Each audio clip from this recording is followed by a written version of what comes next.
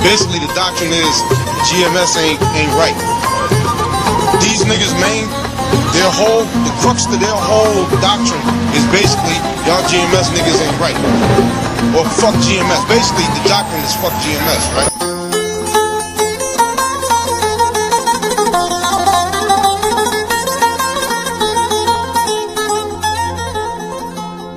Greetings.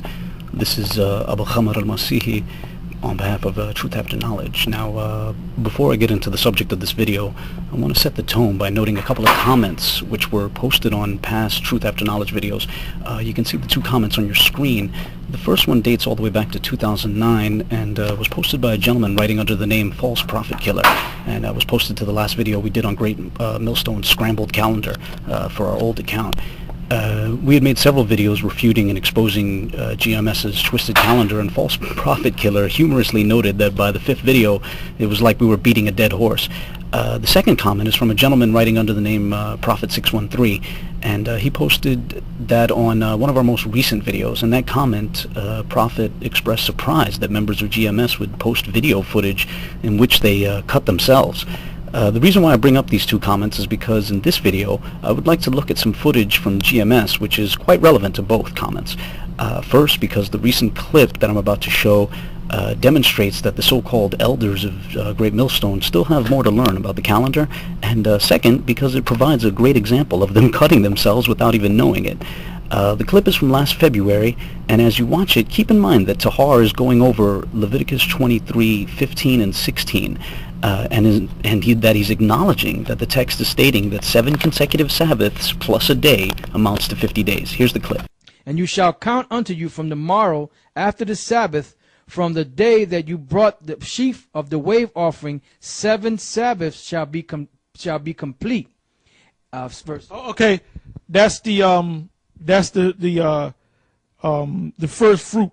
All right, it said after that Sabbath you should count to you 7 Sabbaths. So that's 49 days. Then after that last Sabbath you add the next day, and that becomes a special day. So it's 50 days in all, right? Read that part again about the Sabbaths. Go ahead. It says, and you shall count unto you from the morrow after the Sabbath, from the day that you brought the sheaf of the wave offering, 7 Sabbaths shall be complete. Even unto the morrow after the 7th Sabbath shall you number 50 days, and you shall offer a new meat offering unto the Lord. It says 7 Sabbaths. That's why I say weeks with an S. How many weeks? 7 weeks. Then the day after that last day became 50 days. You had your 47 weeks or 7 Sabbaths represent 49 days. Then the day following makes it the 50th day. That's why in Acts the 2nd chapter they use the term Pentecost, which is a Greek term meaning 50 for what? The first fruit. That's when they received the spiritual power. Okay, in our very first video on Great Millstone's poor sense of chronology, which was made for our previous account, we noted precisely this passage along with Deuteronomy 16:9, because together they show that it's possible for 7 consecutive Sabbaths to correspond with 7 consecutive weeks and equal 49 days. Now, the reason why this is significant is because it serves as a refutation of Great Millstone's Lunar Sabbath doctrine, though amazingly they couldn't see it even as they were reading the passage from Leviticus. Now, note that the Septuagint version of the passage in Leviticus translates the relevant phrase as weeks rather than Sabbaths. In fact, it employs the exact same phrase in both passages, as you can see here. This is also the case with other ancient translations like the Latin Vulgate, and it's also the case with modern translations like the NIV and various others. In other words, the text is using the word Sabbath somewhat indirectly as interchangeable with weeks. The text means 7 weeks, and the reason the word Sabbath can be used in this way is because in a system where every 7th day, such as every Friday sundown to Saturday sundown, is a Sabbath, it's possible for 7 Sabbaths to add up to 49 days. However, such is not possible on the Lunar Sabbath system endorsed by Great Millstone. Let me repeat that. to be as clear as possible. The Bible presupposes a situation where it's possible for 7 consecutive Sabbaths to amount to 49 days. That sort of situation is possible under the system where Friday sundown to Saturday sundown is a Sabbath. That sort of situation, however, is not possible under Great Millstone's Lunar Sabbath system. Therefore, what Tahar failed to realize is that Leviticus 23 was presupposing a system like the Friday sundown to Saturday sundown system, where a Sabbath comes every 7th day. The passage in Leviticus 23 contradicts Great Millstone's Lunar Sabbath innovation. To show this, let's first note that according to the Lunar Sabbath doctrine, the 1st, the 8th, the 15th, the 22nd, and the 29th day of each lunar month is a Sabbath. You can see Tahar alluding to this position in the doctrine here. So the Sabbath falls on the first day of the new moon. Then it falls on the 7th day at evening, which is the 8th day. Then it falls on the 14th day at evening, which is the 15th day. You can also hear Ariam Lab describe the same system in the following clip. And it was connected to the moon on the 22nd, which by default causes the 8th, 15th, and 29th to also be Sabbaths. And he's correct. And we've, beginning with Elder Tahar, we've always said that. We've always said that the new moon is the first day of the month, which is the Sabbath. Matter of fact, I'll break it down for you like this. The new moon, which is the first day, which is the first Sabbath, right? So that's the first day. 6 days work shall be done, and then the 7th day is a Sabbath, right? So if the new moon is a Sabbath, which is the first day, and you do work 6 days, right? 1 and 6 is what? 7, right? So then the second Sabbath of the month would come in when? On the 8th day. Why? Because the new moon, day 1, Sabbath, 6 days work, right? That's 7 days. 6 and 1 is 7. Then the next day after the 6 days of work is a Sabbath, which is the 8th day. So the second Sabbath of the month would be 7 plus 1, which is 8. It says from the second Sabbath to the third is 7 more days, etc., etc., etc., right? So then here you have it, right? So you have the first day, right, which is a Sabbath. Then 6 days work shall be done, and the 7th day shall be a Sabbath. So 1 plus 7 is 8, right? That's the next Sabbath after the new moon. 8 plus 7 is what? 15. That's the next Sabbath. 15 plus 7 is what? The 22nd day. That's another Sabbath. 22 plus 7 is what? 29 days. The 29th day, which is another Sabbath. Then from that point on, that's when the cycle would change, right? Now, to offer an example, let's note that Great Millstone's version of the Hebrew lunar calendar for 2008 and 2009. Let's take a look at this.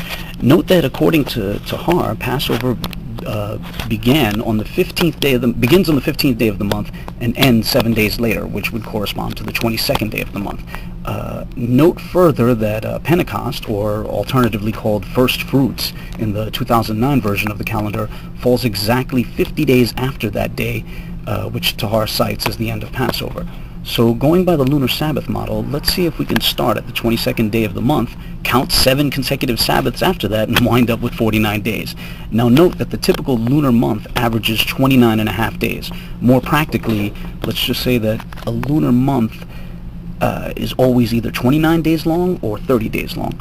For the sake of making the experiment easier, and in a way which would benefit Tahar, as it would add more days to the count as we go along, let's presuppose for now that a lunar month is simply 30 days long.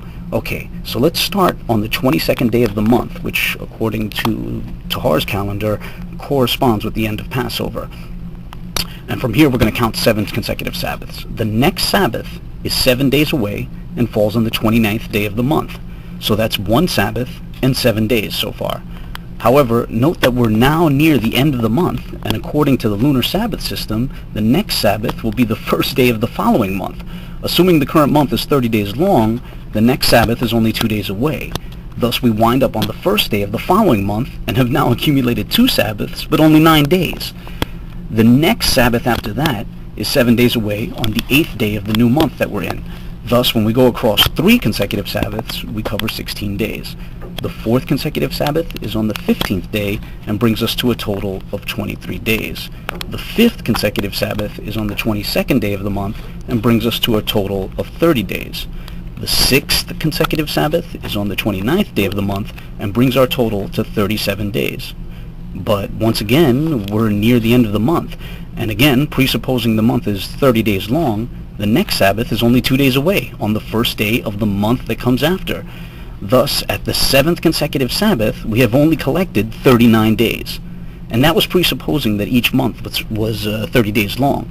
If one of the months was 29 days long, we would have amassed only 38 days. And if both months were 29 days long, we would have amassed only 37 days. So I invite people to try it themselves. Try it yourself. Pick any day in the calendar and try to count 7 consecutive Sabbaths and see if you can ever reach 49 days on the Lunar Sabbath system. The only way 7 consecutive Sabbaths could add up to 49 days on the Lunar Sabbath model is if the number of days in a month were a multiple of 7 minus 1. In other words, if the months were 27 days long or 34 days long. But that's never the case. Months are always 29 or 30 days long, so you have these situations at the end of the month where one Sabbath is just a day or two away from the next Sabbath. So it's simply not possible on the Lunar Sabbath model for 7 consecutive Sabbaths to ever equal 49 days. With the Friday sundown to Saturday sundown system, however, it can be achieved. For example, if you start from a day which is itself a Sabbath. Okay, so let me repeat what I said earlier. On a system like the Friday sundown to Saturday sundown Sabbath, it is possible for 7 consecutive Sabbaths to equal 49 days. On the Lunar Sabbath model, endorsed by Great Millstone, it is not possible for 7 consecutive Sabbaths to ever equal 49 days. Therefore, the fact that, by Tahar's own admission, Leviticus 23 presupposes the possibility of 7 consecutive Sabbaths equal 49 days, that means that the so-called elders of Great Millstone cut their own Lunar Sabbath doctrine when they read that passage. They cut themselves without even knowing it. You know, Tahar can now either admit that the Lunar Sabbath doctrine is false, or if he's stubborn and obstinate, he can try to go the route that other Lunar Sabbatarians have gone, twisting and torturing the text and coming up with a silly new interpretation where, you know, one counts 7 Sabbaths from the Passover and then adds another 50 days on top of that, and then finally reaches Pentecost, you know, which would place Pentecost about 80 to 90 days after Passover rather than 50 days after Passover, you know. But that's pretty silly. Another possibility is for them to suddenly try to change their doctrine and now deny that the 29th day is a Sabbath. In other words, under this alternative system, the 22nd day of the month would be a Sabbath, and the next Sabbath would not be until the first day of the next month. The problem with that system is then there would be more than 6 days between those two Sabbaths. In other words, rather than having people work for 6 days and then rest, it could be 7 or 8 days between Sabbaths, depending on the month. Furthermore, even on that model, it would still be impossible to start specifically on a Sabbath, count 7 consecutive Sabbaths after that, and wind up with 49 days. For example, under a model where the 29th day is not a Sabbath, starting on the 22nd day of the month and then counting 7 consecutive Sabbaths after that would give one between 51 and 53 days, depending on the lengths of the months. Whatever the case, in the end, the reality is that Tahar got refuted by the very Bible he was reading from and didn't know it. What does this say about the claim that he's a prophet who has the true understanding of the scriptures? The fact that he would miss this obvious cut in the very text which is right under his nose shows that he's just bluffing when he makes such claims. He's not an actual prophet, and his understanding of the scriptures are not guided by God. Sorry. Basically, the doctrine is the GMS ain't right. These niggas, the crux to their whole doctrine is basically, y'all GMS niggas ain't right. Or fuck GMS. Basically, the doctrine is fuck GMS, right?